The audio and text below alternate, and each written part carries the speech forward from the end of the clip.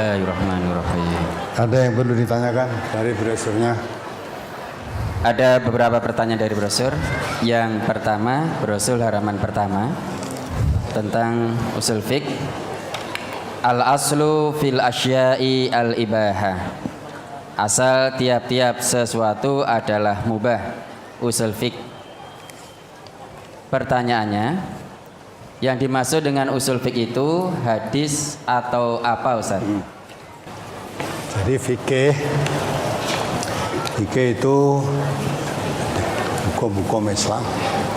Jadi usul fikih itu ibaratnya seperti patokan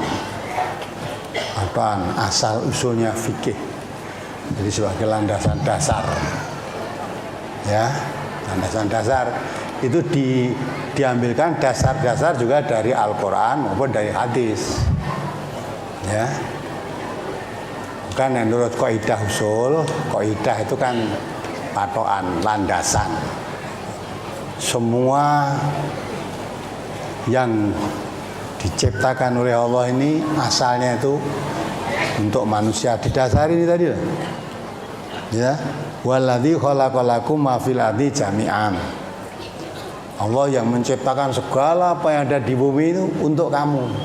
Khalaqalakum, diciptakan Allah untuk kamu. Wa sakhkhara lakum ma fis samawati wa ma fil ardi jami'an minhu. Ya, dia telah menundukkan untuk kamu apa yang ada di langit, apa yang ada di bumi semuanya. Ya. Semuanya sebagai rahmat daripadanya. Jadi Allah menciptakan manusia, berikan tugas oleh Allah untuk mengatur, menjadi khalifah di bumi ini. Ini ja'ilun fil ardi khalifah, menjadikan kamu itu sebagai khalifah, mengatur di bumi ini. Maka semua yang diciptakan oleh Allah di bumi ini untuk manusia, ya, untuk manusia, ya. Nah dari situlah maka diambil suatu kesimpulan. Karena semua untuk manusia berarti asalnya kaidah, asalnya semua itu memang untuk manusia, kan semua halal, boleh untuk manusia. Memang diciptakan oleh Allah untuk manusia, apa saja boleh. Nah kecuali yang apa? Yang dilarang. Ya, sebanyak-banyak yang dilarang, banyak yang dibolehkan, karena memang semua untuk manusia. Banyak-banyak yang dilarang, masih banyak yang dibolehkan. Bagi orang muslim harus yakin segala sesuatu yang dilarang oleh Allah itu mesti membawa akibat tidak baik bagi manusia itu sendiri kalau yang dilarang oleh Allah itu dilanggar. Ya, maka apa aja boleh, tapi satu jangan dilanggar, larangannya Allah. Allah menciptakan Adam, saat itu ditempatkan di surga. Kamu boleh hidup bebas di sini, satu aja larangan. Wala taqrabah hadhihi sajarata fatakuna minadh dhalimin. Kamu boleh hidup bebas di taman yang membahagiakan serba ada ini, yang biasa disebut jannah itu. Nah walaupun orang Islam ada beda-beda, jannah ada yang dikatakan surga. Surga maksudnya surga seperti surga besok. Tapi jannah artinya taman. Memang jannah itu tidak mesti arti surga, bisa arti taman, bisa arti kebun. Nah ketika itu Adam diciptakan oleh Allah hidup di suatu taman, suatu kebun, suatu tempat, apa saja boleh yang kamu lakukan. Tapi ada satu larangan. Jangan kamu mendekati pohon ini. Kalau kamu mendekati pohon ini, maka kamu akan menjadi orang yang zalim. Nah, jadi apa-apa boleh, yang dilarang jangan. Nah, akhirnya diganggu oleh iblis, dibujuk. Kamu dilarang mendekati pohon ini karena pohon ini pohon khuldi. Kalau orang yang mau makan buahnya ini, kamu akan langgeng di sini. Tapi kalau tidak mau makan, tidak langgeng di sini. Jadi yang menamakan buah khuldi itu setan. khalidin. Kamu akan langgeng di sini. Khaliduna fiha, khalidina fiha gitu. Kamu langgeng selama-lamanya di sini. Tapi kalau kamu nggak mau ya, kalau kamu tidak suka ini ya jangan mau makan ini. Karena bujuk rayu iblis yang sangat menarik. Di tempat itu senang, tempat itu senang.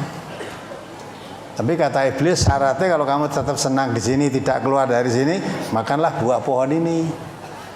Ini buah khuldi, buah yang mengekalkan kamu tinggal di sini. Nah, kita terbujuk makan, nah, karena itu larangan Allah, maka fatakuna minadz dzalimin, diusir dari situ akhirnya. Nah, itu kan. Jadi asalnya semua itu boleh kecuali yang dilarang. Karena kecuali mesti sedikit, yang dikecualikan itu mesti sedikit. Adapun masalah ibadah, bukan ibadah Allah, itu asalnya dilarang. Kecuali ada contoh. Kita harus mengetahui orang yang paling tahu cara pendekatan dirinya kepada Allah itu Nabi Muhammad SAW. Maka orang yang ingin mendekatkan diri kepada Allah suruh mengikuti Nabi. Maka Allah mengangkat Rasulullah itu sebagai uswatun hasanah. Laqad kana lakum fi Rasulillah uswatun hasanah. Sungguh ya, ada bagimu suri teladan yang baik, yaitu pribadi Rasulullah. Untuk siapa? Liman kana yarjullah, bagi orang yang hidupnya itu mengharap balasan dari Allah, ridhonya Allah. Wal yaumil akhir, orang yang mempercayai adanya hari akhir, hari pembalasan. Kalau kamu percaya kepada hari pembalasan, ya, mengharapkan ridhonya Allah, ikuti tata cara ibadah yang dicontohkan oleh Rasulullah. Maka timbul dari intisari pelajaran Quran itu tadi, ya, maka diambillah satu kaidah usul patokan dalam berkesimpulan hukum. Oh, kalau begitu asalnya ibadah itu dilarang kecuali ada contoh. Ibadah itu hanya itba, mencontoh, mengikut. Nah, kalau urusan duniawiyah asalnya bebas, tidak perlu mencari contoh. Ya, selama tidak dilarang berarti boleh. Buatkan oleh hadis Nabi sendiri juga mengatakan antum a'lamu bi amri dunyakum. Kamu lebih mengetahui tentang urusan duniamu. Ya. Jadi urusan dunia kamu lebih tahu. Kembangkan sakarmu lah selama tidak ada larangan. Urusan dunia lebih tahu kita daripada Nabi. Perhitungannya sudah panjang. 1500 tahun yang lalu Nabi belum kenal pesawat terbang, apalagi kok pesawat terbang ya. Sepeda motor saya belum ngerti kok. Kendaraan Nabi saat itu ya unta, kuda, bigol ya, itu segitu aja. Maka kalau ibadah haji pada saat itu juga naik unta. Nah, maka itu urusan dunia, kendaraan itu urusan dunia. Kamu sekarang bisa naik pesawat, ibadah haji jangan numpak unta. Kamu ibadah haji naik unta dari Indonesia ora tekan, ya nggak sampai. Maka itulah naik unta. Sekarang naik pesawat. Itu urusan kemajuan dunia, kamu lebih tahu. Maka bebas selama tidak dilarang. Tapi ibadah jangan membuat sendiri. Ya, jangan membuat sendiri. Perlu mencontoh Rasulullah. Maka Nabi kita mengatakan inna astaqal hadithi kitabullah. Wa khairul haji hadyu Muhammadin. Syarul umur muhdatsatuha. Wa kullu muhdatsatin bid'atun.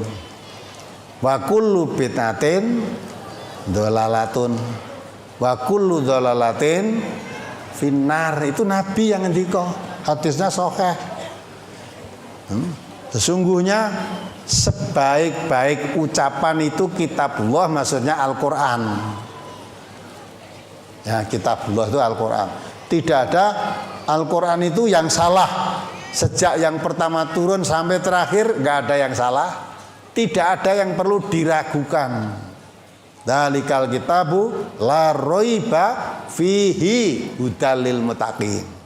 Tunjuk bagi orang-orang yang takwa. Ya. Sebaik-baik ucapan itu firman Allah, itu Al-Qur'an. Sebaik-baik petunjuk adalah petunjuk Rasulullah. Ya, petunjuk untuk menghambakan diri pada Allah yang paling baik, paling benar, paling itu Rasulullah. Ya, nah, sebaik-baik petunjuk Rasulullah. Tentara ibadah itu. Nah, urusan dunia Nabi aja membebaskan kita. Wa syarrul umur muhdatsatuha. Sejelek-jelek urusan ibadah itu yang baru. Jadi jangan membuat sendiri. Ibadah itu yang paling baik mengikuti petunjuk Rasulullah. Ya, kalau urusan ibadah kok tidak mengikuti petunjuk Rasulullah, fahuwa raddun. Man amila amalan laisa alaihi amruna fahuwa raddun. Raddun itu ditolak. Siapa melakukan suatu perbuatan ibadah yang tidak aku perintahkan, maka ibadah itu ditolak. Tidak sekedar ditolak. Ibadah yang baru yang tidak menurut contoh Rasulullah itu dikatakan muhdats, ya. Itu kullu muhdatsatin bid'ah. Itu masuk ibadah yang bid'ah. Wa kullu bid'atin, setiap yang bid'ah itu dhalalah, sesat. Setiap yang sesat itu tidak ada sesat masuk surga. Sesat maka masuk neraka. Jadi ibadah itu bid'ah itu yang dilarang oleh agama itu urusan bid'ah, urusan ibadah. Yang hal yang baru dalam ibadah maksudnya zaman Nabi tidak ada, sekarang ada.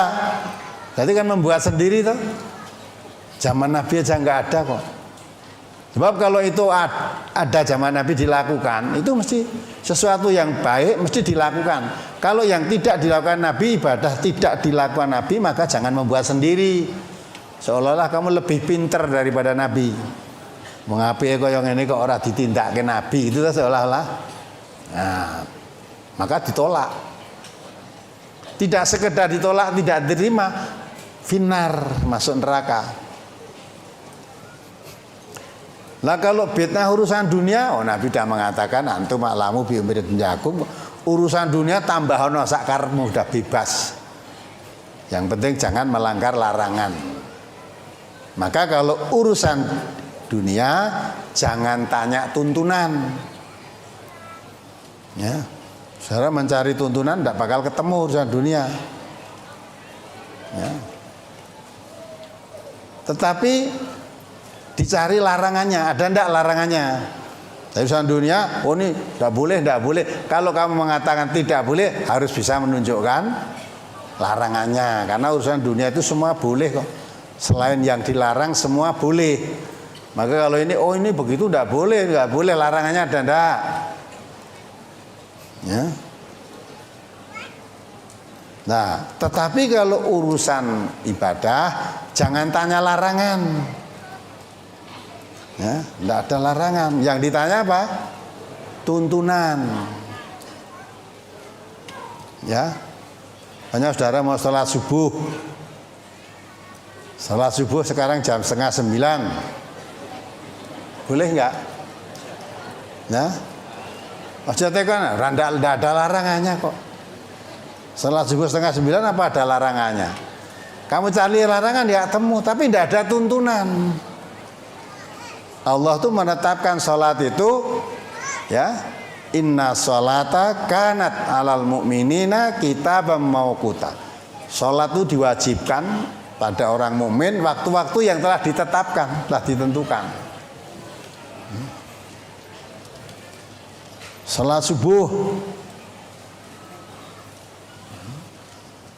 Karena sholat subuh itu waktu pagi, kemudian waktu hujan-hujan itu dingin, biar rada anget, sekarang aja orang rekaat 5 rakaat atau 4 rakaat. Sholat subuh 4 rakaat boleh nggak? Dibalik duhur-duhur waktu panas itu sholatnya 2 rakaat saja. Nah, tidak ada larangannya, tetapi tidak ada tuntunannya. Tidak ada tuntunannya. Ya. Sholat itu awalnya dulu ya di Mekah semua 2 rakaat. Setelah di Madinah semua ditambah 2 kecuali subuh dan maghrib. Maghrib tidak ditambah karena maghrib itu witrun nahar, witirnya siang. Kalau tambahannya tidak 2 tapi tambahnya 1 witir. Witir itu ganjil. Subuh tidak ditambah karena biasa Rasulullah kalau subuh bacaannya panjang-panjang. Malah subuh tetap 2, maghribnya tambah tidak 2 berarti tambah 1 berarti 3. Duhur, asar, isya tambahnya 2 maka 4 semua. Itu menurut aturan begitu. Jangan kamu tambah sendiri atau kamu rubah. Maka ibadah itu mengikuti apa yang dicontohkan Nabi. Kalau tidak mengikuti ibadah yang dicontohkan Nabi, itu yang namanya ibadah yang baru. Zaman Nabi tidak ada, sekarang ada. Nah, itu bid'ah.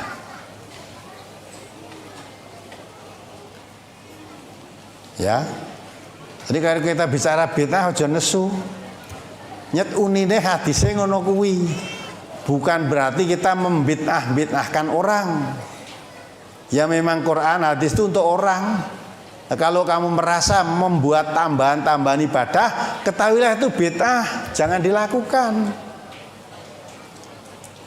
Ya, itu pun mengenai yang ngomong, yang bicara ini juga kena. Kalau saya mengatakan hadis seperti itu kayak sendiri membuat ibadah-ibadah tambahan, berarti saya berbuat bid'ah finar di neraka. Tapi urusan dunia silahkan. Asalnya hadis ini ya dulu ada petani yang pandai. Model kalau sekarang ya dicangkok, diokulasi lah. Tani korma. Kemudian dia punya keahlian mengkawinkan antara jenis korma satu dengan yang lain. Buahnya jadi baik. Dan ketika itu Nabi pas datang ke situ heran melihat buah kurma kok bagus sekali, buahnya banyak sekali. Ya, akhirnya diterangkan oleh petani kurma, ya Rasulullah buahnya begini, memang saya kawinkan jenis ini dengan jenis sehingga jadinya seperti itu. Nah, Nabi saat itu melarang, jangan begitu. Ya awal itu, ya sudah, apa-apa yang dikatakan Nabi, sahabat-sahabat itu taat apapun yang dikatakan. Nah sudah, akhirnya tidak dikawinkan lagi. Suatu saat Nabi datang ke situ lagi waktu musim panen kurma itu. Nabi bertanya, sudah lama tanya, loh kok kurmamu dulu begitu kok sekarang cuma begini? Buahnya kok tidak seperti baik seperti dulu? Nah terus diterangkan, dulu saya begini, saya sampaikan kepada Nabi, tapi Nabi melarangnya. Akhirnya tidak saya kawinkan. Oh ya kalau begitu antum alamu bi umuri dunyakum. Kamu lebih tahu tentang urusan duniamu gitu loh. Jadi urusan tani kowe lebih pintar timbang aku. Nah, maka bebaskan. Jadi urusan dunia itu hakikatnya beri kebebasan. Apapun boleh dilakukan selama tidak ada larangan. Jadi kalau urusan dunia tanya larangan, jangan tanya tuntunan. Tapi kalau ibadah jangan tanya larangan, tanyakan tuntunannya. Maka ibadah itu jangan menanyakan ini boleh apa tidak, boleh apa tidak, jangan boleh apa tidak. Ada tuntunannya apa? Tidak. Kalau nggak ada tuntunannya jangan dilakukan. Maka sebaiknya kita beribadah itu tahu ilmu dulu baru melakukan. Allah juga mengatakan wala takfu ma laisa laka bihi ilmun. Jangan kamu melakukan suatu perbuatan ibadah yang kamu belum tahu ilmunya. Inna sam'a pendengaran, wal basara dan penglihatan, wal fuada hati. kullu ulaika kana anhu mas'ula. Semua itu nanti akan ditanya, pertanggungan jawab di hadapan Allah.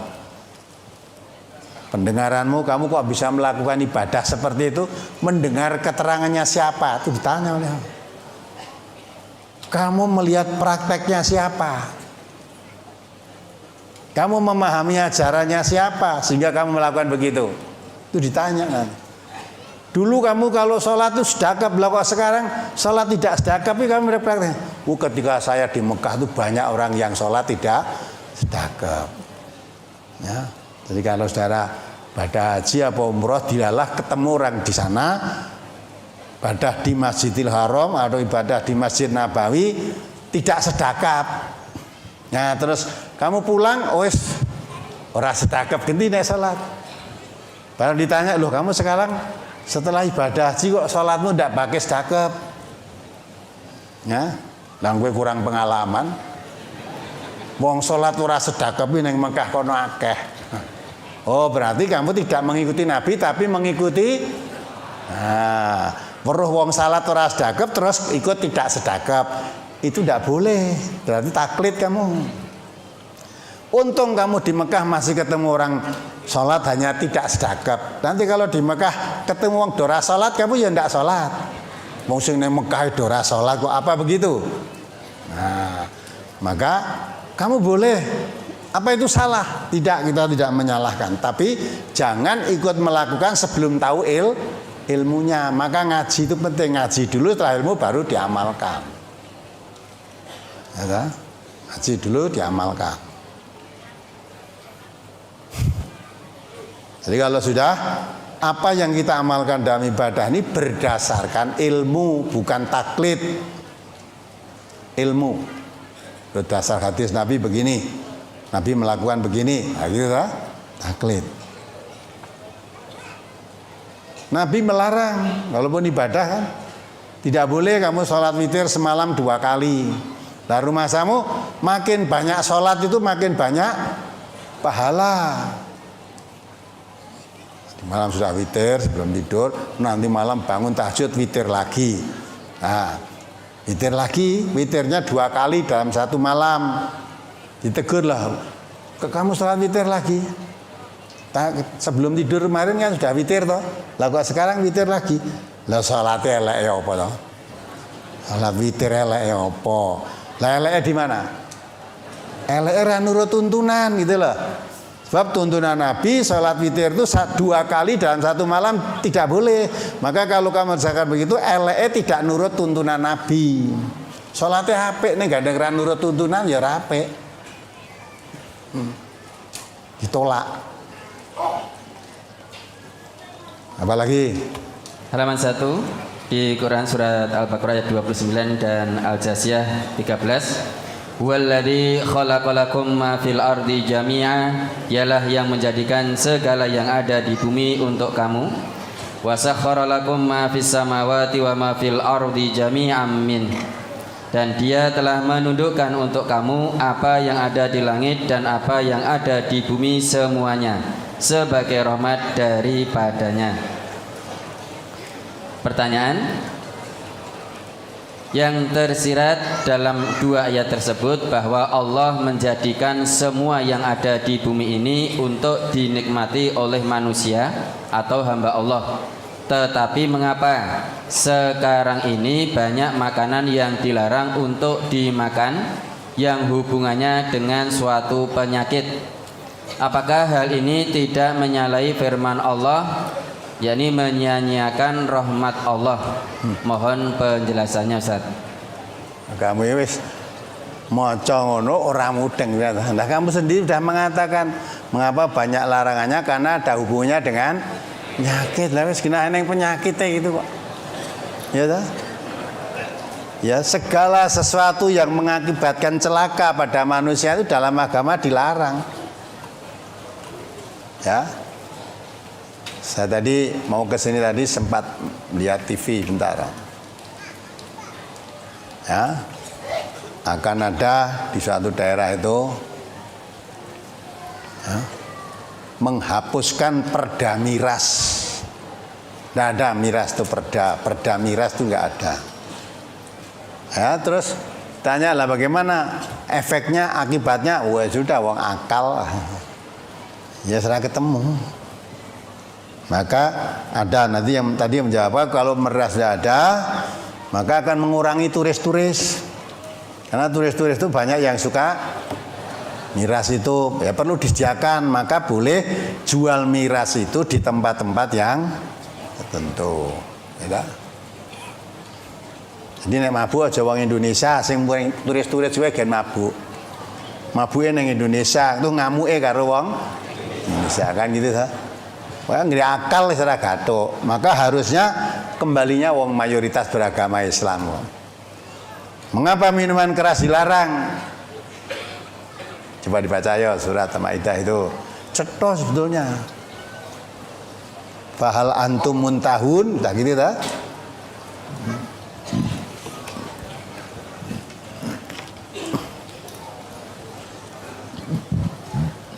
Ayat 90 Al-Maidah dulu. Surat Al-Maidah ayat 90. A'udzubillahi minasyaitonirrajim. Ya ayyuhalladzina amanu innamal khamru wal maisiru wal ansabu wal azlamu rijsum min amali syaitani fajtanibuhu la'allakum tuflihun. Terus Innama yuridu syaitanu an yuqi'a bainakumul adawata wal baghdha'a fil khamri wal maisir wa yasuddakum an dzikrillahi wa anis shalah fal antum muntahun. Wahai orang-orang yang beriman, sesungguhnya meminum minuman keras, berjudi, berkorban untuk berhala, dan mengundi nasib dengan anak panah adalah perbuatan keji dan termasuk perbuatan syaitan. Maka jauhilah perbuatan-perbuatan itu agar kamu beruntung. jauhi perbuatan minum keras, mabuk itu supaya kamu beruntung. Jauhi judi supaya kamu beruntung. Jauhi kamu sesaji biar kamu beruntung. Ansop itu sesaji. Jauhi kamu mengundi nasib dengan azlam itu ya. Kalau di sana azlam, kalau di sini ya nasib dengan apalah. Kalau di sini di nasib kadang-kadang dengan burung, ya, kadang-kadang dengan raja gitu toh. Seolah maksudnya tentukan rajahnya itu kan. Semua rajah ada hurufnya M. Kabeh iki nunjukke nek wong iki bakal lah ngono utak-atik itu ya. Rasa nganggo raja ya Allah udah buat ketentuan kullu nafsin dha'iqatul maut. Mbok kowe duwe raja apa ora duwe raja? Ya.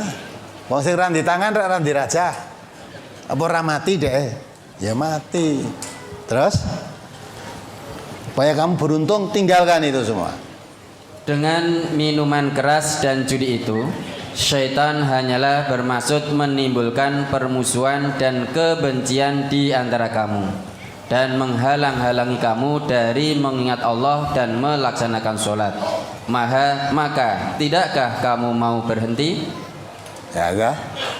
Jadi minum khamr, mabuk dengan judi itu menjadikan manusia itu menimbulkan rasa kebencian, permusuhan dan menghalangi manusia mengingat Allah, menghalangi manusia tidak mau sholat, ya, tidak untuk menghalangi manusia tidak sholat.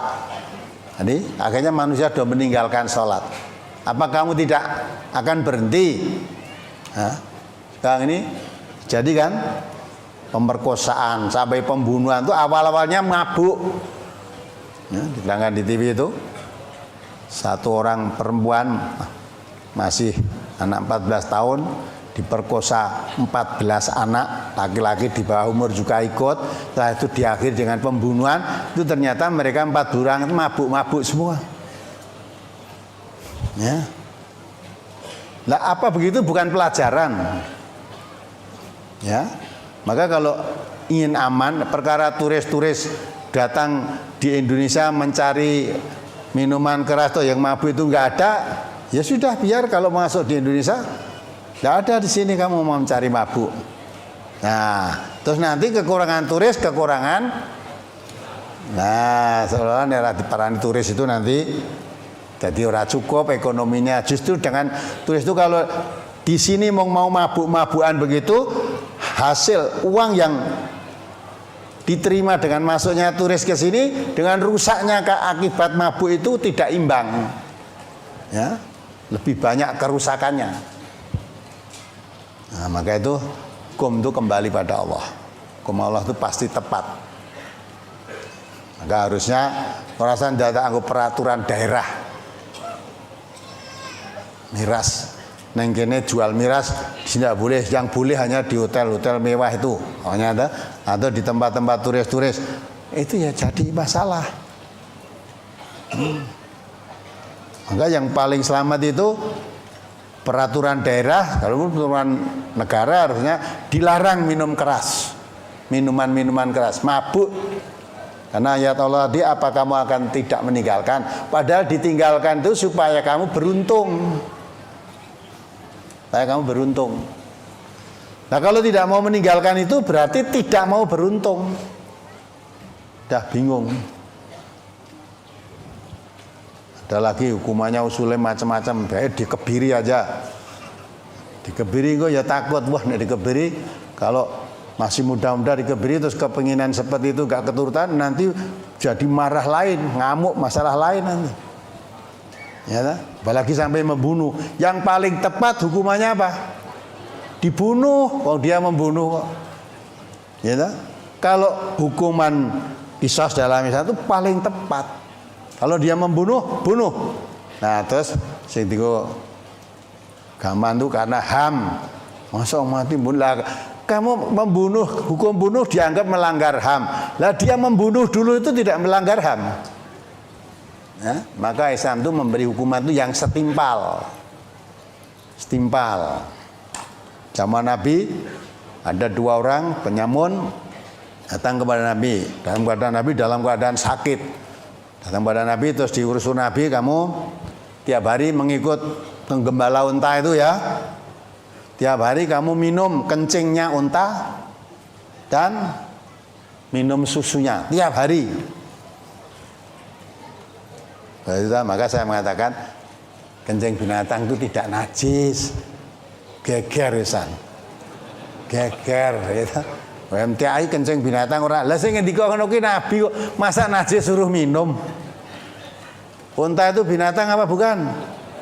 Nah, mula aku nek ngomong kencingmu walaupun kamu pejabat tinggi, cantik ya, gagah, pakai dasi ganteng, sepatu elok, sepatu ya toh, mobilnya mewah.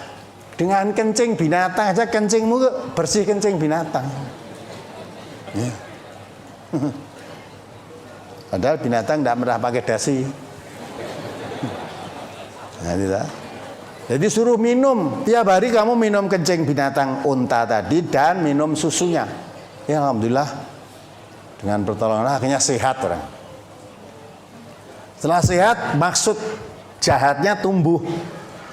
Akhirnya yang punya unta tadi dibunuh ya dengan cara matanya dicukil, kakinya dan tangannya dipotong secara bersilang. Ya. Kalau dipotong kaki kanan, tangan kiri dipotong, nanti kanan kiri. Untanya dibawa lari, wes. Nah, kejadian itu sampai kepada Nabi. Akhirnya Nabi perintahkan kejar penyamun itu, kejar. Itu tidak tahu kebaikan itu. Udah ketemu bawa ke sini. Nah sudah. Singkatnya wong dhisik nyolong ora ditumbake truk ora kok. Yang mau digiring unta kono digiring ya. Kejar akhirnya ketemu. Bawa kepada Nabi. Setelah bawa kepada Nabi, dihukum kisah seperti yang dia lakukan. Dia membunuh penggembala unta tadi, matanya dicukil, ini ya dicukil, rasanya kalau mata cukiling ini. Kakinya dipotong dan tangannya dipotong, terus dibiarkan dipanas terik matahari sampai mati. Wes, orang itu tidak akan mencukil mata lagi. Gitu.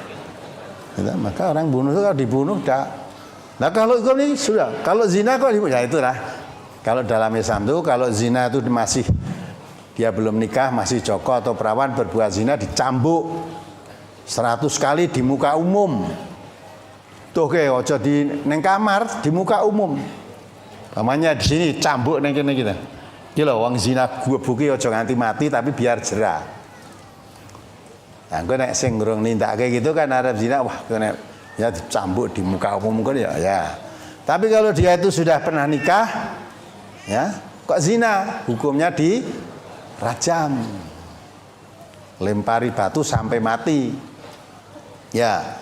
Lah dia ini belum pernah nikah. Harus zina, tapi dia membunuh orang, ya. Maka hukumannya dibunuh. Maka dihukum 10 tahun yo. Ora kapok metu jeneng iso. Ora kapok. Maka hukumannya biar kapok betul itu ya dibunuh. Dah dia membunuh orang sekali dibalas sesuai dengan perbuatan dia, selamanya tidak akan bunuh lagi. Nah, kalau tidak begitu ya sudah. Maka sebetulnya kalau kita kembali pada aturan Allah itu, wes pas tur mesti adil, tidak bingung. Nah jadi kalau tadi sekarang kok banyak makan, sebetulnya yang dilarang sekarang itu dengan sama ketika Nabi Adam masih sama.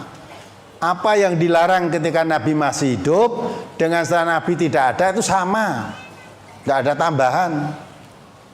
Ya, segala yang membawa jelek mengakibatkan tidak baik bagi manusia itu mesti sudah dilarang.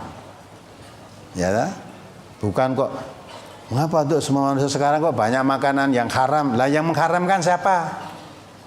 Makanan yang haram itu ya tidak banyak dibanding yang halal. Wong semua itu untuk kamu kok. Maka kecuali yang dilarang. Lah yang dilarang itulah yang tidak boleh. Nah kalau yang dilarang oleh agama, oleh Allah atau oleh Rasulullah, itu biasanya kalau dilanggar membuat tidak baik bagi manusia itu sendiri, maka dilarang. Apalagi yang kamu tanyakan tadi, maksudnya yang kamu tanyakan dengan jawaban saya wis gathuk apa urung gitu loh. Kalau belum paham tanyakan lagi, maksudmu bagaimana? Sekarang kok banyak makanan yang dilarang karena banyak penyakit. Lah wis ngerti banyak penyakit dilarang ya pas malah.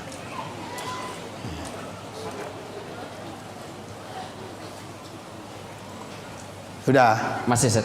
Halaman 2 paling atas. An Abi Darda radhiyallahu anhu rafa'al hadisa qala ma ahallallahu fi kitabihi fa huwa halalun wa ma harrama fa huwa haramun wa ma sakata anhu fa huwa afiyatun faqbalu minallahi al-afiyata fa innallaha lam yakun nasiyan summa tala hadhil ayah wa ma kana rabbuka nasiyan. Rawal Hakim. Dari Abu Darda radhiyallahu an, ia mengatakannya dari Nabi sallallahu alaihi wasallam. Beliau bersabda, apa saja yang Allah halalkan dalam kitabnya, maka hal itu adalah halal. Dan apa saja yang ia haramkan, maka hal itu adalah haram. Sedang apa saja yang ia diamkan, maka hal itu dibolehkan atau ma'fu. Oleh karena itu, terimalah kemaafan dari Allah itu, sebab sesungguhnya Allah tidak lupa sedikit pun. Kemudian Rasulullah sallallahu alaihi wasallam membaca ayat ini, wa ma kana rabbuka nasiyan, dan Tuhanmu tidak lupa. Quran surat Maryam ayat 64, hadis riwayat Hakim. Maksud didiamkan atau dimaafkan dalam perbuatan apa Ustadz? Dan contohnya seperti apa? Apa ini khusus makanan atau yang lainnya juga Ustaz? Coba kamu baca lagi artinya sekali lagi. Gue gak ngerti. Mibar moco kok cekon. Coba dibaca lagi ayo. Dari Abu Darda radhiyallahu an, ia mengatakannya dari Nabi sallallahu alaihi wasallam. Beliau bersabda, apa saja yang Allah halalkan dalam kitabnya, maka hal itu adalah halal. Tahu nggak? Yang halal itu yang dihalalkan Allah di dalam kitabnya. Maksudnya dalam apa? Al-Quran. Yang dikatakan oleh dalam Al-Quran halal, itu halal. Terus? Dan apa saja yang ia haramkan, maka hal itu adalah haram. Ya. Apa yang diharamkan dalam Al-Quran itu haram. Ya, jadi dikatakan oleh Nabi, ma ahalallahu fi kitabihi fahuwa halalun. Apa yang dihalalkan Allah dalam Al-Quran itu yang halal. Wa ma harama fahuwa haramun. Yang diharamkan oleh Allah dalam Al-Qur'an itu haram. Masalah makanan itu ya dah. Makanan terus sedang apa saja yang ia diamkan maka hal itu dibolehkan atau ma'fu. Nah, gitu. Oleh karena itu terimalah kemaafan dari Allah itu.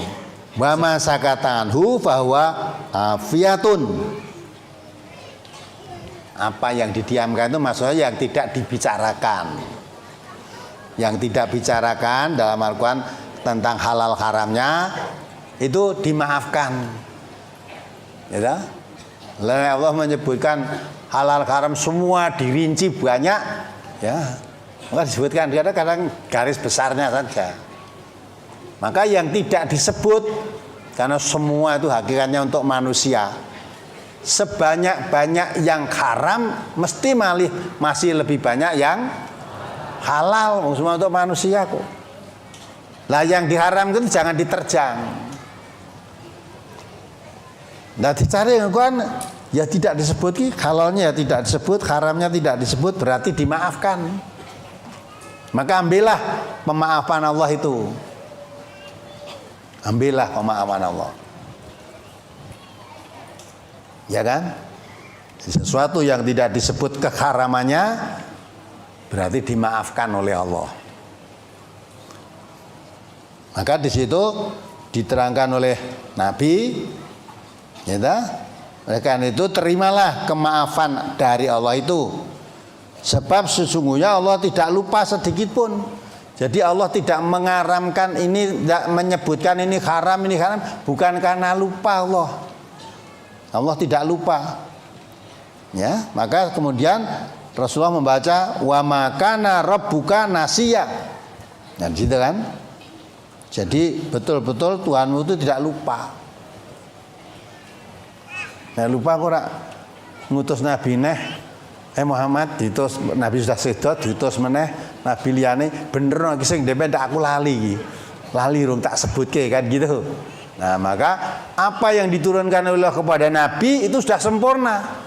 Tidak akan ada nabi lagi, tidak ada perubahan. Al-yauma akmaltu lakum dinakum. Wa atmamtu alaikum ni'mati wa raditu lakumul Islam dina. Sudah sempurna. Maka setelah Nabi Muhammad dengan wahyu yang terakhir itu diturunkan, Nabi tidak lama kemudian wafat, tidak ada perubahan. Apa yang dihalalkan oleh Allah sejak Nabi wafat selamanya halal. Apa yang diharamkan oleh Allah sejak Nabi wafat itu seluruhnya sampai kapan nanti ya haram. Tidak ada perubahan. Ya.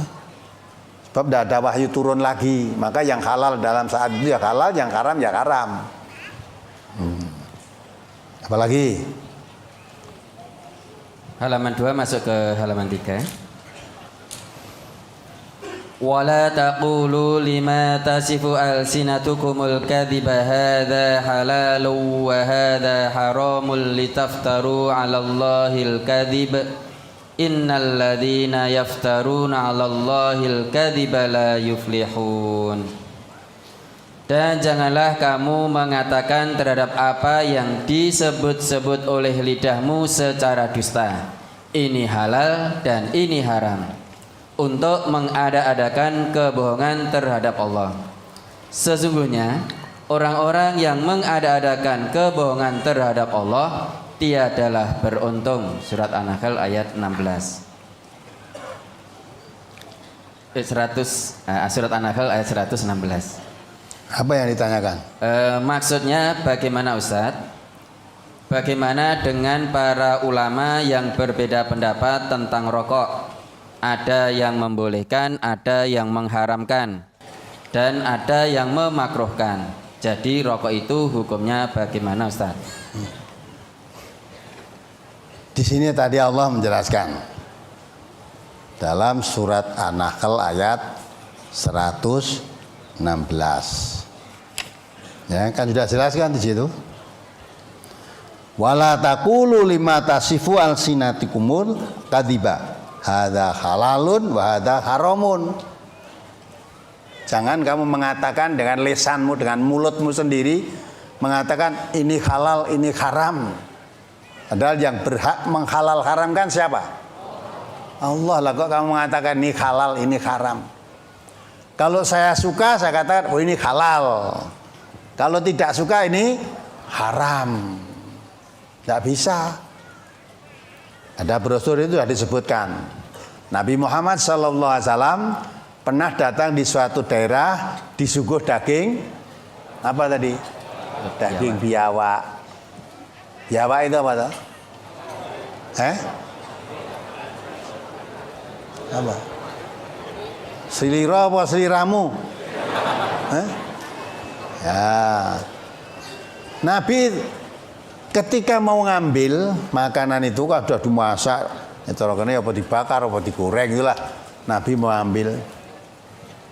Ada sahabat yang ngelok ke, ya Rasulullah itu dzab. Dzab itu artinya biawak. Terus diletakkan lagi. Karena diletakkan lagi, terus ada sahabat yang lain tadi ambil dimakan di depannya Nabi.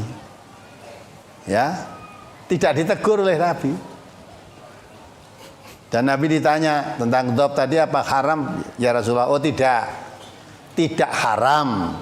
Hanya di daerahku tidak ada begini ini. Maka kalau saya makan biawak itu jijik rasanya. Nabi jijik, tetapi saya tidak mengharamkannya. Nabi jijik tapi orang ngaramke. Maka yang sahabat yang lain langsung disantap saja. Nabi rakasa tak entek ini. Di depan Nabi, Nabi ngerti, tidak ditegur. Jadi biawak itu halal atau haram? Halal. Walaupun Nabi tidak suka tapi tidak mengharamkannya. Maka jangan karena saya tidak suka, oh ini haram ini. Barang suka, oh ini haram. Haram aku ini. Tidak bisa. Yang berhak menghalal haramkan itu Allah dan Rasulullah. Jangan kamu ini halal ini haram, ya di situ diterangkan ya litaftaru 'alallahil kadzib. Kalau kamu mengatakan menurut kehendakmu sendiri ini halal ini haram tanpa petunjuk dari Allah dan Rasulnya, berarti kamu buat kebohongan. Ya, innalladzina yaftaruna 'alallahil kadzib la yuflihun. Orang yang membuat kebohongan terhadap Allah itu tidak akan beruntung. Maka yang paling enak itu yang dihalalkan Allah ya makanlah, yang diharamkan tinggalkanlah. Ya. Yang didiamkan tidak disebut berarti dimaafkan. Dimaafkan itu halal apa haram berarti? Halal wong dimaafkan kok. Maka yang selama ini kita ketahui kalau itu barang itu menjijikkan haram. Ya padahal Nabi tadi juga jijik itu terhadap biawak jijik, tapi Nabi tidak mengharamkan tuh. Sebab kalau ukuran haram itu jijik, tiap orang beda. Sahabat-sahabat Nabi dengan biawak tidak jijik, Nabi jijik karena jijik maka tidak makan. Yang lain yang jijik makan, gitu kan? Nah, padahal kalau haram itu ukurannya bukan jijik dan tidak jijik. Sebab kalau ukuran haram itu jijik dan tidak jijik, akhirnya tidak bayin. Ya, sedang Nabi kita mengatakan al halalu bayinun wal haramu bayinun. Yang halal itu jelas, yang haram itu jelas. Nah, di antara yang jelas-jelas tadi ada yang mutasabihat, yang samar. Ya, kalau samar jika kamu ragu, tinggalkan. Tak mayurbuka ila mala yaribu. Tinggal kamu ragu. Daging ayam itu halal apa haram? Halal kalau sembeliannya betul. Bangkai ayam halal apa haram? Jelas bangkai ayam itu haram. Ya, kalau ayam yang disembelih halal. Sekarang kamu masuk ke pasar. Sekarang ayam-ayam mati itu masuk ke pasar ya laku. Kalau zaman saya kecil dulu kalau orang jual ayam di bronjongnya itu mati dibuang ke sungai. Dibuang. Sekarang walaupun mati tidak dibuang, ada yang membeli. tentu harganya lebih murah daripada yang hidup di pasar itu. Nah di pasar juga banyak orang jual ayam sudah bubutan dan sudah sembelian, sehingga kamu ragu, ini yang dijual disembelih ini apa ayam yang mati kemarin disembelih terus dijual sini, apa sembelihnya masih hidup? Nah, ragu kan? Lah kalau ragu jangan kamu membeli. Kalau mau makan daging ayam yang jelas-jelas halal saja. Al halalu bayyinun, ayam kamu yang ingin makan daging ayam disembelih sendiri jelas halal. Atau disembelih orang lain yang menyembelih orang Islam jelas halal. Tapi kalau tahu-tahu sudah sembelian sudah dipotongi tinggal masak itu kising belah ye wong Islam apa disembelih ini sudah mati baru disembelih sebab ayam-ayam mati masuk pasar pun laku. Nah kalau itu ragu kan, nah itu syubhat, tinggalkan yang kamu ragu itu, makan ayam yang sudah jelas halal saja itu. Jadi kalau ada orang yang mengatakan jijik itu tidak ukuran. Kalau ukuran jijik tidak bayin nanti, tidak jelas. Dan belutnya ada yang jijik loh, nanti belut. Nah, belut itu lagi orang wah kayak mangan cacing, jijik tak? Tapi belut itu ada yang seneng. Nah, itu halal apa haram? Nah jijik itu apa terus? Yang jijik haram, yang tidak jijik halal apa begitu? Berarti tidak jelas. Ya perkara kamu merasa jijik tidak mau makan, jangan makan. Tetapi belut itu hukumnya bukan haram, tetapi halal. Gitu. Terus apa lagi? Halaman 3 masuk ke halaman 4. Ayo kemarin yang dari Malang itu tanya anjing nggak kemarin? Karena di Malang sana banyak orang menyembelih anjing, ya, banyak orang menyembelih anjing. Tapi dikatakan oleh Kiai Malang sana katanya yang nyembelih anjing di Sukoharjo, ya, yang jual sate anjing katanya orang Kudungan, padahal nggak ada. Ya, saya suruh sini tuh, ternyata yang banyak malah di Malang itu kok. Yang tanya saudara kita dari Malang tadi malam tuh, maka ya nanti masa anjing di sana banyak disembelih anjing toh. Tanyakan dia, nanti tak terangkan besok, kebetulan brosurnya saat ini halal haram menyebut anjing juga ini. Ayo apa? Halaman 3 masuk halaman 4. Ana amirin qol sami'tu Nu'man bin Bashirin yaqulu sami'tu Rasulullah sallallahu alaihi wasallam yaqul al halalu bayyinun wal haramu bayyinun wa bainahuma musyabbahatun la ya'lamuha katsirun minan nasi faman ittaqal musyabbahati istabra'a li dinihi wa irdihi wa man waqa'a fi syubuhat kara'in yar'a haulal hima yushiku an yuwaqi'ahu ala wa inna likulli malikin hima ala inna himallahi maharimuhu ala wa inna fil jasadi mudghatan idza salahat salahal jasadu kulluh wa idza fasadat fasadal jasadul kulluh ala wahyal qalbu. Rawal Bukhari. Nah, hadis ini sahih, riwayatnya Bukhari. Coba diartikan.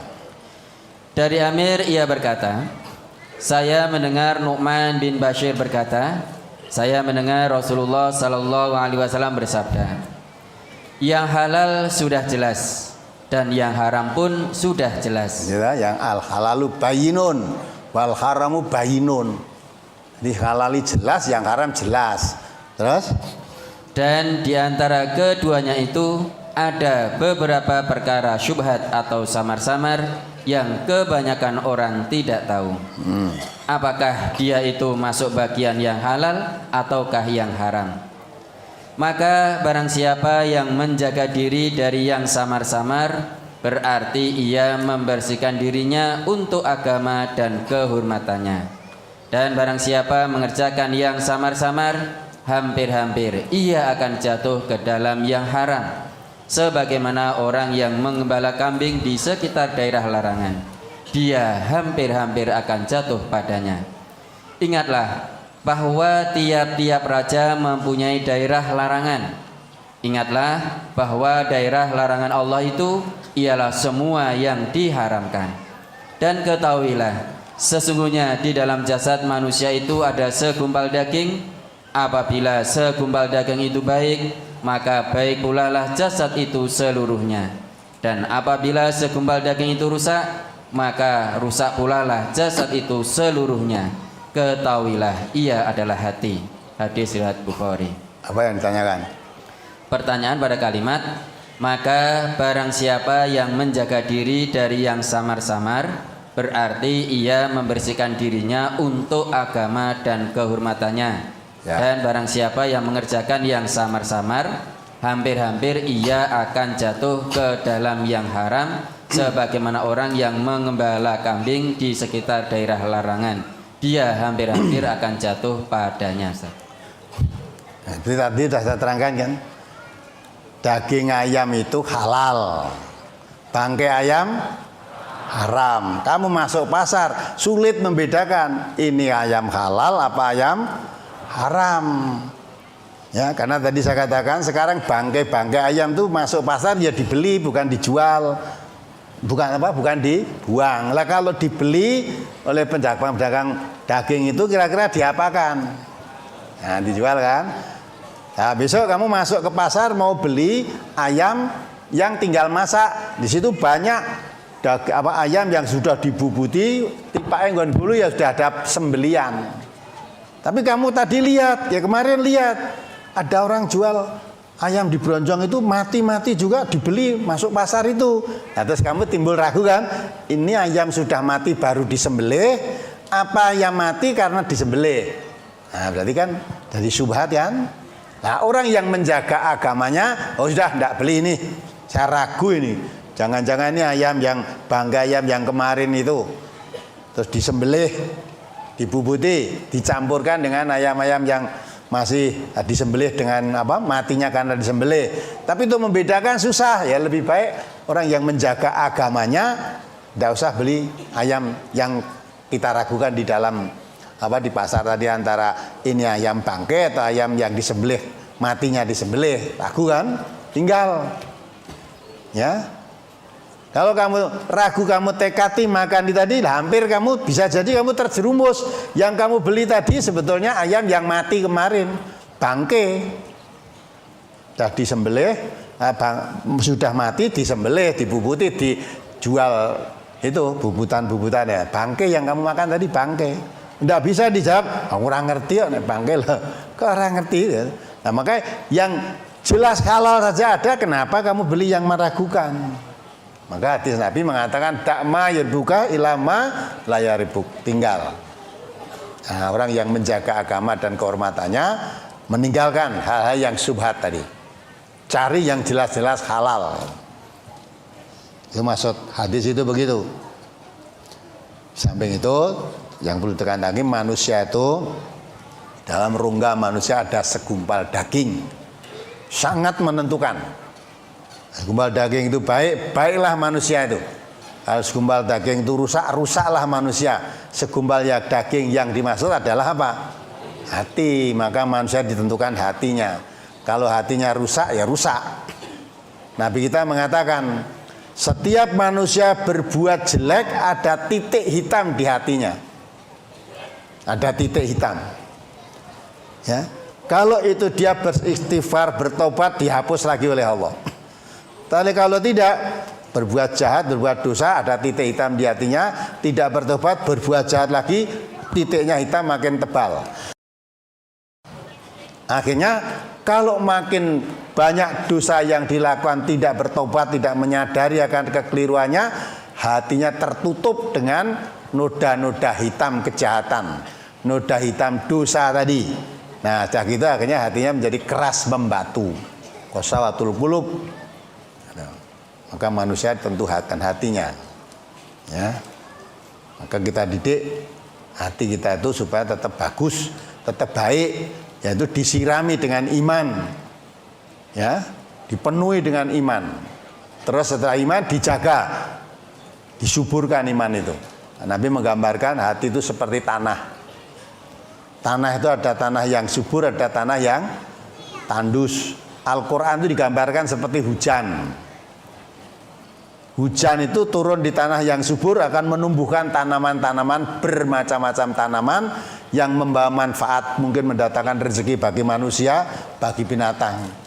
Tapi kalau tanah itu tanah tandus, kejatuhan hujan pun tidak akan menumbuhkan apa-apa. Hati manusia seperti itu. Kalau hatinya itu seperti tanah yang subur tadi, diterangkan ayat-ayat Quran, zadathum imanan, makin tambah imannya. Tambah imannya berarti tambah baik perbuatannya, tambah jauh dengan kejahatan dan dosa. Tapi kalau hatinya itu kotor, diterangkan ayat-ayat Quran, ibaratnya karena hujan tadi tidak tambah imannya, tapi zadathum rijsan ila rijsihim. Di samping kekotoran kafiran yang sudah ada, diterangkan Quran malah makin tambah kekafirannya. Ya?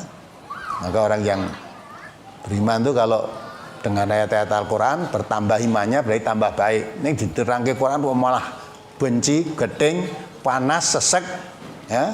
Dadanya krungu Quran diterang-terangkan itu, ya, ka'annaka yas'adu fis sama. Dadanya menjadi sempit seperti mendaki ke langit, yaitu orang akan sesat. Tapi kalau mendengarkan ayat-ayat Al-Quran diterangkan yastroh sadraulil Islam, dadanya lapang, longgar menerima Quran itu senang, ya. Jadi menerima Islam itu hatinya senang, gembira, lah itu tanda orang itu akan selamat. Maka hati sangat menentukan. Apalagi halaman 5 atas di surat An-Nahl ayat 115. Innama harrama alaikumul maitata waddama wa lahmal khinziri wa ma uhilla li ghairillahi bih. Faman iturra ghaira baghi wa la 'adin fa innallaha ghafurur rahim. Sesungguhnya Allah hanya mengharamkan atasmu memakan bangkai, darah, daging babi, dan apa yang disembelih dengan menyebut nama selain Allah. Tetapi barang siapa yang terpaksa memakannya dengan tidak menganiaya dan tidak melampaui batas, maka sesungguhnya Allah Maha Pengampun lagi Maha Penyayang. Surat An-Nahl ayat 115. Pertanyaan pada kalimat tetapi barang siapa yang terpaksa memakannya dengan tidak menganiaya dan tidak melampaui batas, maka sesungguhnya Allah Maha Pengampun lagi Maha Penyayang. Mohon terpaksa. Sebetulnya tahu ini haram, tapi terpaksa. Tidak ada makanan yang lain kecuali itu. Ya, jadi untuk mempertahankan hidup, kalau kamu terpaksa boleh, walaupun haram boleh dimakan. Ya. Ini pimpinan MTA Surabaya ini dulu marinir, pernah perang di suatu tempat, Pak Sarijo, Pak Daim itu. Nah, kiriman makanan telat, ya. Karena di hutan dan perang campur itu agak susah, pengirimannya telat, sehingga kelaparan. Ya, lah adanya di hutan itu apa? Babi, celeng. Ya sudah, tembak itu. Akhirnya dibakar seadanya, dimakan. Ya, tapi ada itu diterangkan oleh Allah di situ. Ya. Diterangkan di situ tidak mengenai diri dan tidak melampaui batas. Paman itu ghaira baghin wala adin. Ya. Tidak melampaui batas. Artinya makan yang haram tadi sekedar mempertahankan hidup, bukan mumpung halal ya, makan babi orang sekedar tadi malah boleh ada apa? Makan babi siji entek. Wah, baik babi ya enak ya. Nah, jadi tidak sekedar mempertahankan hidup, tapi melampaui batas kebutuhan. Bungai kan, ya babi itu haram, dilalah. Orang yang mana babi bungai, lah kamu bungai seneng itu sudah melampaui batas. Maka boleh makan sekedar mempertahankan hidup, bukan karena mumpung boleh makan terus bungai. Makanya lebih melampaui batas, tidak wajar apa adanya. Ya kalau sekedar bertahan hidup ya sudah, asal si bisa bertahan hidup ya sudah. Itu maksudnya. Itulah kemurahan dalam agama itu. Ya kalau dalam keadaan terpaksa adanya makanan hanya yang haram boleh, tapi sekedar memenuhi kebutuhan, bukan melampaui batas. Apalagi Rasul halaman 9 hadis yang di atas. An Anas bin Malik radhiyallahu anhu anna Rasulullah sallallahu alaihi wasallam ja'ahu ja'in faqala uqilatil humuru summa ja'ahu ja'in faqala uqilatil humuru summa ja'ahu ja'in faqala ufniyatil humuru fa amara munadiyan fanada fin nasi innallaha wa rasulahu yanhayanikum an luhumil humuril ahliyah fa innaha rijsun fa ukfiatil quduru wa innaha latafuru bil lahmi. Rawal Bukhari. Dari Anas bin Malik radhiyallahu an bahwasanya Rasulullah sallallahu alaihi wasallam kedatangan seorang laki-laki, lalu ia berkata, himar-himar banyak dimakan. Lalu datang lagi seorang laki-laki, lalu ia berkata, himar-himar banyak dimakan. Lalu datang lagi seorang laki-laki, lalu ia berkata, himar-himar hampir habis. Maka beliau menyuruh seorang penyeru untuk menyerukan kepada orang banyak, sesungguhnya Allah dan Rasulnya melarang kalian memakan daging himar jinak, karena hal itu kotor. Oleh karena itu, orang-orang lalu menumpahkan periuk-periuk yang berisi daging himar yang dimasak tersebut. Hadis riwayat Bukhari. Pertanyaan, apa yang dimaksud dengan himar dan yang dimaksud dengan kata-kata memakan daging himar jinak karena hal itu kotor? Atas jawabannya saya ucapkan terima kasih, Ustaz. Himar itu apa tuh? Ya, keledai itu apa tuh? Kalau ada yang tanya kan, lembu niku napa toh? Ya, lembu dengan, kan ada zakat itu dengan sapi dan kambing. Lah nek lembu niku napa? Ya, nah itu juga itu. Himar itu apa? Keledai. Lah keledai itu apa? Himar. Allah mengatakan seburuk-buruk suara itu adalah suara keledai. Itu. Nah, himari keledai. Kalau keledai jinak, artinya sudah piaraan itu tidak boleh dimakan. Tapi kalau keledai liar boleh. Yang gitu oleh Nabi boleh. Lah apalagi itu tadi diterangkan himar-himar sudah akan habis. Jadi do ngingu keledai itu ternyata do dibelai dimakan ya. Nanti kalau mah habis, itu untuk kendaraan. Ya. Kalau kendaraannya habis nanti kan kurang kendaraannya. Akhirnya membuat sulit dirinya sendiri. Maka Nabi mengatakan melarang makan keledai jinak. Nah, kalau keledai yang liar tuh boleh dimakan. Nah, keledai jinak itu kan sudah paribasanya wis diingu menjadi ternak, dipakai bisa dimanfaatkan untuk angkut-angkut, lah kok udah dibelai. Nah, akhirnya kalau nanti habis himar itu membuat sulit dirinya sendiri, maka dilarang. Apalagi Halaman 10 Ustaz, yang di atas. ya. Ani bin Abbasin qala naha Rasulullah sallallahu alaihi wasallam an kulli dhinabin minas sibai wa an kulli dhi mikhlabin minat thairi. Rawahu Muslim. Dari Ibnu Abbas ia berkata, Rasulullah sallallahu alaihi wasallam melarang memakan setiap binatang buas yang bertaring dan setiap burung yang berkuku tajam. Hadis riwayat Muslim. Di sana dijelaskan bahwa Rasulullah SAW melarang memakan setiap binatang buas yang bertaring dan burung yang berkuku tajam. Batasan buas di sini sampai di mana kategori buasnya? Apakah ia sampai berani menerkam manusia atau buas yang berarti memakan binatang lain?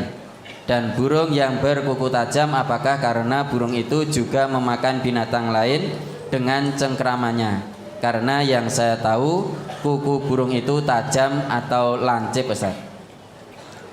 Aku ya ngerti, orang kowe tok sing ngerti. Oh, saya tahu. Jadi yang namanya binatang buas itu binatang yang pemakan apa? Daging. Binatang pemakan daging itu binatang buas. Ya, sukanya makan binatang lain, ya, dan biasanya bertaring tajam. Binatang bertaring tajam karena untuk makan daging tadi. Nah, di sini Rasulullah melarang makan binatang yang bertaring tajam, itu binatang buas. Ya, nah disinilah apapun binatang buas yang makan daging tadi, binatang buas, ya, orang kok binatang buas itu kayaknya nyokoti uang, tidak. Ada binatang buas tapi tidak mau nyokot orang, ya ada. Malah anjing itu kayaknya dituntun Pak polisi itu, ya Pak. Ini polisi kalau melacak anjing besar-besar nurut dengan Pak polisi itu. Tuntun kemana-mana mencari penjahat atau mencari narkoba, gitu. Itu binatang buas, tapi tidak nyokoti orang, tidak. Nah, binatang yang bertaring. Nah, disinilah maka walaupun tidak disebutkan satu persatu, anjing termasuk enggak? Masuk. Maksudnya itu. Nah, itulah. Maka kalau mendengarkan kajian MTA tidak lengkap, ya seperti itu. Seperti Kiai Malang itu. MTA itu menghalalkan anjing. Ya, gitu kan? Padahal yang berhak menghalal-haramkan itu siapa? Allah. Maka di sini disimpulkan ada dua pendapat umat Islam itu. Yang haram itu hanya yang diharamkan Allah dalam kitabnya. Dalam Al-Quran, yaitu bangkai, darah, daging babi, binatang yang disembelih bukan karena Allah, itu aja. Qodimat alaikum maitatu wa damu wa lamul khinjir wa ma'uhila bihi li ghairillah. 4 itu saja. Ya. Lah apa pun halal haram yang disebut di dalam hadis, ada yang berpendapat itu ya haram tapi sifatnya hanya sampai tingkatan makruh. Keterangan saya jangan dipotong sekian loh, ini rampung. Nah, ulama yang lain berpendapat yang haram itu juga yang diharamkan oleh Allah dan diharamkan oleh Nabi. Kalau yang pertama yang haram itu hanya yang diharamkan oleh Al-Quran saja, pakai dalil tadi, hadis halaman 2 tadi ya. Ma halallahu fi kitabihi fahuwa halalun wa ma harama fahuwa haramun wa ma sakata anhu fahuwa afiyatun faqbalu minallahil afiyata fa innallaha lam yakun nasiya. Jadi cukup yang diharamkan Allah itu aja yang haram. Yang Allah tidak mengharamkan berarti dimaafkan. Allah itu tidak lupa, tidak mengharamkan ini tidak lupa. Maka dengan ini berarti yang haram yang disebut Allah dalam Quran saja. Paham? Nah, yang lain berpendapat di samping yang diharamkan oleh Allah di dalam Al-Quran, yang diharamkan oleh Nabi itu pun juga haram. Karena Allah mengatakan, wa ma atakumur rasulu fakhuduhu wa ma nahakum anhu fantahu. Apa yang didatangkan oleh Allah, oleh Rasulullah kepadamu, yang dikatakan oleh Allah Rasulullah kepadamu, maka ambillah. Apa yang dicegah, yang dilarang oleh Rasulullah kepadamu, maka jauhilah. Sama kan? Jadi karena ini dilarang oleh Rasulullah, Allah juga memerintahkan yang didatangkan oleh Rasulullah kepadamu ambillah. Yang dilarang oleh Allah, oleh Rasulullah kepadamu jauhilah. Berarti apa yang diharamkan oleh Rasulullah ini juga oleh Allah disuruh menjauhi, berarti juga haram. Al-Quran juga mengatakan, Qul in kuntum tuhibbunallah fattabi'uni. Katakanlah Muhammad, kalau kamu mencintai Allah, fattabi'uni, ikutilah aku. Kalau kamu mengikuti aku, yuhibbukumullah wa yaghfir lakum dzunubakum. Allah akan mencintai kamu dan mengampuni dosa-dosamu. Perintah Al-Quran tadi suruh mengikuti Nabi. Maka kalau Nabi mengatakan ini halal, ya, ini haram, ya jangan dimakan. Ya. Yang Nabi tidak mau makan tetapi tidak mengatakan haram, boleh. Seperti biawak tadi, sampai sahabat bertanya, apa haram? Ya sudah, hanya di tempat saya tidak ada, saya makan begini jijik, tapi saya tidak mengharamkannya. Andai kata tidak ditanya, itu pun karena ada sahabat yang memakan, Nabi tahu, dibiarkan, berarti halal. Gitu? Itu. Maka kalau terjadi perbedaan pendapat begini, perbedaan pendapat itu bukan baru sekarang, sejak dulu. Ya sudah, tidak usah saling olok mengolok. Mereka pakai dasar semua. Yang satu tadi dasarnya, yang halal yang dihalalkan Allah, yang haram yang diharamkan Allah. Yang dimaafkan oleh Allah berarti, ya, yang tidak disebut Allah berarti dimaafkan. Yang satu lagi, di samping Allah mengharamkan itu, Allah memerintahkan apa yang didatangkan oleh Rasulullah kepadamu, ambillah. Yang dicegah oleh Rasulullah kepadamu, tinggalkanlah.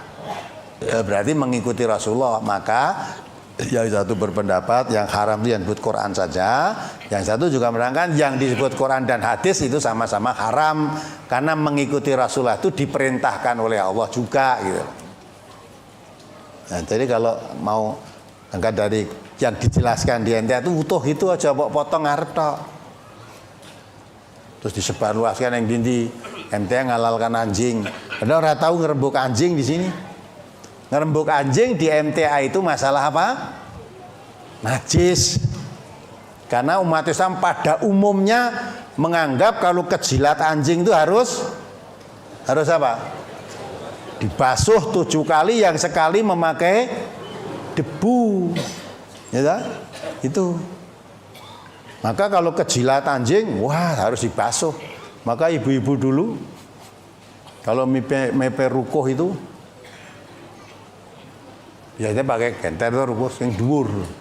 Aja nganti kebrobosan anjing. Nanti dia kebrobosan anjing itu biasanya buntutnya jentar gini nyenggol rukuh, wah nanti harus dibasuh 7 kali. Ya, padahal yang disuruh basuh 7 kali gitu, kalau ada anjing minum di tempat bejana yang biasa dipakai oleh manusia. Walagol itu artinya dilat, maksudnya dilat itu minum. Sebab anjing itu kalau minum jilat-jilat begitu, tidak ngokop seperti kambing itu enggak. Dan jilat. Lah kalau diminum anjing itu sisanya air dibuang. Padahal anjing nek minum tuh habis apa yang bisa gelas tuh, mau dilat-dilat juga. Padahal itu baskom penuh harus dibuang. Kalau masih mau dipakai, sisanya tempatnya tadi dibasuh 7 kali, sekali pakai debu, baru boleh dipakai lagi. Kalau tidak itu najis. Tetapi kalau jilat di tempat lain tidak disuruh basuh, maka malah Nabi mengatakan kalau kamu melepas anjingmu dengan baca basmalah untuk berburu, ya, kemudian hasil tangkapan anjing buruan tadi, binatang yang diburu apa kijang, apa menjangan, apa mati dah, karena digigit-gigit anjing tadi, dibawa pulang kepada majikannya yang punya anjing tadi dalam keadaan sudah mati, halal dimakan, tidak usah disembelih. Tapi kalau dibawa pulang oleh anjing tadi masih dalam keadaan hidup, wajib disembelih. Ya. Nah sekarang masalah liarnya gimana? Kalau binatang tadi diburu di anjing pemburu tadi terus sampai mati, kira-kira diapakan itu? Kok dijotosi oleh anjing? Diapakan? Gigit. Kalau digigit kena liarnya enggak? Nah, kena liarnya, tidak suruh basuh 7 kali itu. Malah kalau sudah mati halal dimakan. bawa kepada kamu yang dua anjing tadi mesti mati, halal dimakan. Tapi kalau dibawa kepada yang punya anjing tadi masih hidup, wajib disembelih kalau mau dimakan. Sekarang ada permasalahan baru. Saya melepas anjing dengan baca bismillah menangkap binatang buruan. Ada anjing liar yang membantunya. Ada anjing liar membantu. Kemudian dibawa kepada yang punya anjing tadi sudah keadaan mati, haram dimakan. Sebab tidak tahu anjing tadi matinya digigit anjing yang dilepas dengan baca bismillah tadi, atau matinya digigit anjing yang liar. Tapi kalau walaupun dibantu anjing liar, dibawa pada yang punya anjing masih hidup, akan dimakan, sembelih dulu. Tidak bicara masalah liur-liur ini. Nah di sini mengapa? Memang di majelis ilmu ya apa adanya diterangkan. Kamu setuju ya diterangkan, tidak setuju ya diterangkan. Tidak pernah kita mengutarakan yang ngaji itu supaya harus ikuti pendapat MTA. Enggak, MTA tidak berpendapat apa-apa kok. Qurannya begini, hadisnya begini. Nah, dua pendapat juga dikemukakan pendapatnya. Nah, jadi majelis ilmu. Semua ilmu yang dikatakan itu yang berdasarkan dalil. Karena kita Islam yang diwariskan oleh Rasulullah Quran dan Sunnah, maka dalil yang kita ambil harus Quran dan Sunnah. Kalau keluar dari Quran Sunnah, laisa minal Islam, itu bukan dari ajaran Islam. Kalau ajaran Islam itu mesti Quran dan Sunnah. Masih ada apa lagi? Masih Ustaz. Satu ayo. Di halaman 10 tentang pendapat ulama ini Ustaz. Ya. Demikianlah tentang haramnya makanan. Ulama berbeda pendapat tentang hal tersebut, sehingga terjadi dua pendapat. Pendapat pertama menyatakan bahwa yang haram hanyalah 4 macam makanan yang disebutkan di dalam Al-Quran, yaitu bangkai, darah, daging babi, dan sembelian yang ketika disembelih disebut nama selain Allah, yakni sembelian bukan karena Allah. Adapun larangan atau pengharaman yang ada di dalam hadis-hadis, hukumnya hanyalah makruh, yang kalau dilakukan tidak berdosa dan apabila ditinggalkan berpahala. Ini pendapat yang pertama. Terus? Pendapat kedua menyatakan bahwa yang haram adalah apa-apa yang disebutkan dalam Al-Quran dan ditambah apa-apa yang disebutkan di dalam hadis Nabi Sallallahu Alaihi Wasallam. Wallahu a'lam. Ya. Dari dua pendapat ini, yang kita ikuti atau yang paling sahih atau yang paling soreh yang mana Ustaz? Mohon petunjuknya. Nah, tinggal kamu tanya yang pendapat yang pertama, kedua. Kalau bertanya pada pendapat yang pertama, sahih itu kuat, ya, karena hanya mengikuti Quran. Di samping itu, ya dah, tadi terangkan juga mengikuti hadis. Hadis Nabi mengatakan al halalu ma halallah fi kitabih. Yang halal itu yang dihalalkan Allah dalam kitabnya, maksudnya dalam Al-Quran. Yang haram ya yang diharamkan Allah dalam Al-Quran. Yang tidak disebut Allah itu dimaafkan, gitu. Jadi ya, yang tadi alasannya ayat itu tadi ditambah lagi hadis Nabi mengatakan bahwa yang halal itu halal dalam Al-Quran, yang haram haram dalam Al-Quran. Tapi yang pendapat yang kedua juga alasannya Quran.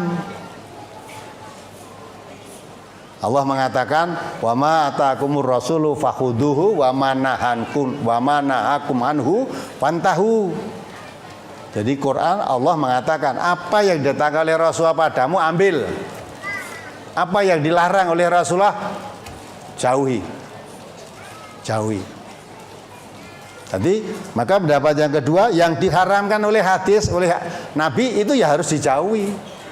Karena Nabi melarang. Di samping itu, kalau cinta kepada Allah, kata Nabi, kata Allah suruh mengikuti Nabi. Jadi ayat Quran mengatakan, "Qul", katakan Muhammad, Nabi itu disuruh mengatakan, Allah yang menyuruh mengatakan, qul in kuntum tuhibbunallah fattabi'uni. Katakan Muhammad, kalau kamu betul-betul cinta kepada Allah, ikuti aku. Aku itu aku siapa? Nabi. Ikuti Nabi. Kalau kamu mengikuti Nabi, yuhibbukumullah. Allah mencintai kamu, wa yaghfir lakum dzunubakum, dosa-dosamu diampuni oleh Allah. Ya. Lah karena tadi yang mengatakan ini haram, nah Nabi tadi juga ya harus dipakai karena itu perintah Allah juga mengikuti Nabi. Ya. Maka dua pendapat dikemukakan semua.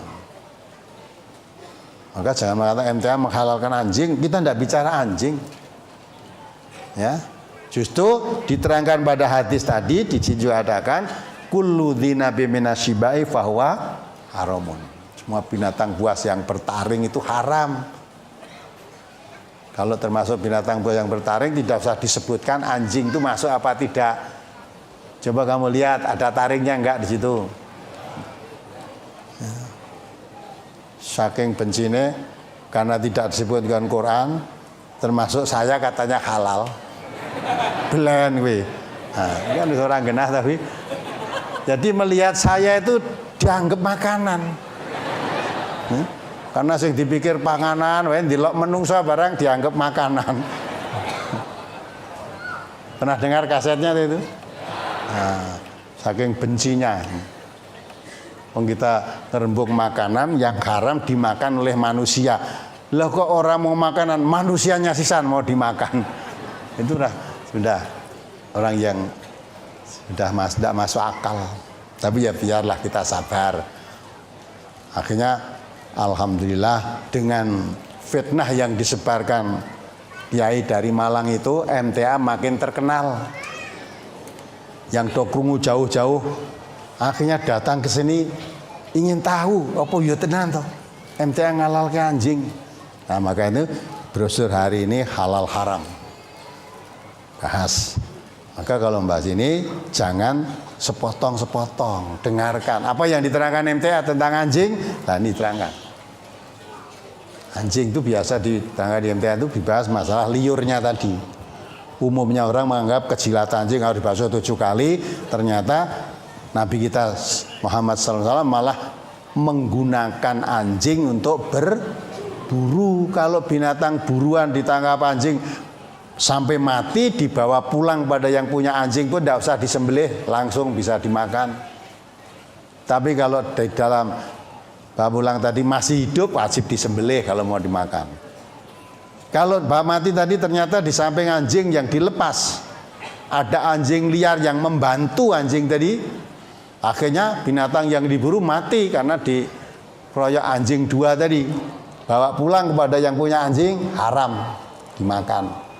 Tapi kita menjelaskan karena tidak tahu matinya itu apa, mati digigit anjing yang berburu tadi, yang dengan melepaskan baca bismillah, apa matinya digigit anjing liar tadi.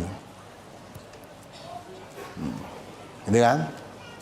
Nah, kalau dibawa pulang hidup boleh dibeleh dulu. Nah, inilah kita karena hati-hati ya. Ini saya terapkan di dalam kita kurban. Kalau menyembelih kambing, itu para pelaksana kurban anjurkan jangan sampai dikuliti sebelum jelas-jelas mati. Biasanya kan sembelih langsung kadang-kala karena ibadah uncal kewe. Benar. Tapi aja mati disembelih apa matine uncal ke, itu jadi kacau. Maka kalau sembelih saya mengamati jangan dikuliti dulu sebelum betul-betul mati. Apalagi kalau sembelihannya borongan itu kadang-kala lagi didresir langsung kakinya digantung, ya, gantung si rada ubah-ubah nu gulune diketok, ditugel.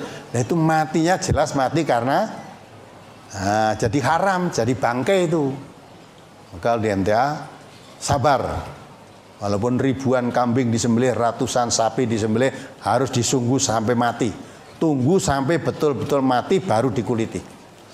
Masih hidup kamu kuliti, nanti matinya bukan karena disembelih, tapi matinya karena dikuliti, jadi bangkai jadinya.